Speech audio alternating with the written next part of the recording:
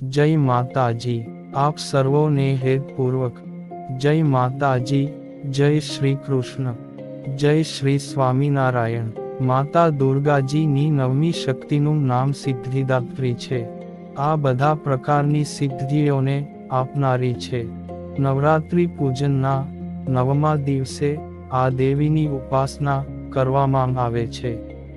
આ દિવસે શાસ્ત્રીય વિધિ વિધાન અને પૂરી નિષ્ઠાની સાથે સાધના કરવાવાળા સાધકને બધી સિદ્ધિઓની પ્રાપ્તિ થઈ જાય છે। સૃષ્ટિમાં તેને માટે કશું જ અગમ્ય રહી જતું નથી અને તેનામાં બ્રહ્માંડ પર પૂર્ણ વિજય પ્રાપ્ત કરવાનું સામર્થ્ય આવી જાય છે। સિદ્ધ ગંધર્વ યક્ષાદેર સુરૈર મરૈર્પી સેવ્યમાના સદા ભૂયાત સિદ્ધિદા સિદ્ધિદાયિની।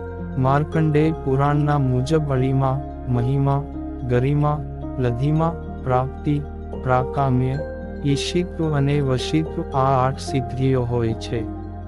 શ્રીકૃષ્ણ જન્મખંડમાં આ સંખ્યા 18 બતાવવામાં આવી છે, જેમના નામ આ પ્રકારના છે: 1. અણિમા, 2. લધિમા, 3. પ્રાપ્તિ, 4. પ્રાકામ્ય, 5. મહિમા, 6. ઈશિત્વ, વાશિત્વ, 7. સર્વકામાવસાયિકતા, 8. સર્વજ્ઞત્વ, 9. દૂરશ્રવણ, 10.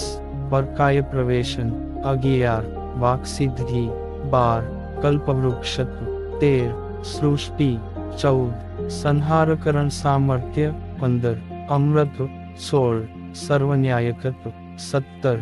ભાવના, 18. સિદ્ધિ।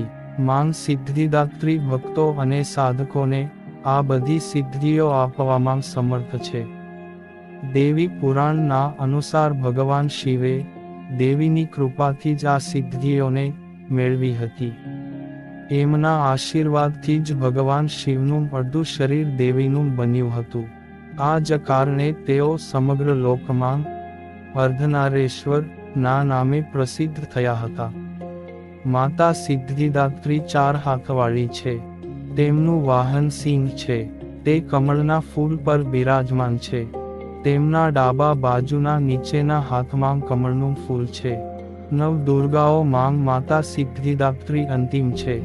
અન્ય 8 દુર્ગાઓની પૂજા ઉપાસના શાસ્ત્રીય વિધિ વિધાનના મુજબ કરતા ભક્ત દુર્ગા પૂજાના 9મે દિવસે આ દેવીની ઉપાસના કરે છે। આ સિદ્ધિદાત્રી માતાની ઉપાસના પૂરી કર્યા પછી ભક્તો અને સાધકોની લૌકિક, પારલૌકિક બધા પ્રકારની ઈચ્છાઓ પૂરી કરે છે।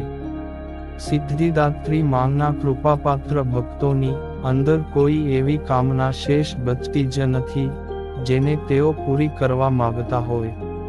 તે બધી સાંસારિક ઈચ્છાઓ, આવશ્યકતાઓ અને સ્પૃહાઓની ઉપર ઉઠીને માનસિક રૂપથી માંગ ભગવતીના દિવ્ય લોકોમાં વિચરણ કરતા તેમની કૃપા રસનું નિરંતર પાન કરતા વિષય ભોગ શૂન્ય થઈ જાય છે।